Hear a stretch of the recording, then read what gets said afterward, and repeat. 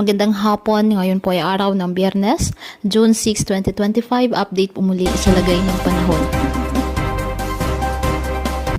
Apektado na po ng maulap na halangitan at mga pag-ulan ang malaking bahagi ng Bicol Region at Eastern Visayas dahil po sa patuloy na paglapit ng binabantayang low pressure area. Inaasahan na magiging ganap na itong bagyo ngayong weekend at tatawaging bagyong Auring ng Pag-asa bilang unang bagyo sa loob ng ating Philippine Area of Responsibility ngayong taong 2025 at inaasang patuloy na papalakasin ang habagat. Sa ngayon, asahan po ang malawakang pag-ulan sa Western Visayas, Western Mindanao, Mimaropa, bunsod po ng habagat.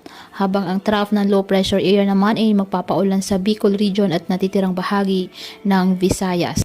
Maging alerto at handa po sa mga banta ng mga biglaang pagbaha at pagguhon ng lupa at manatiling mantabay sa mga susunod pang update hinggil po sa lagay ng panahon.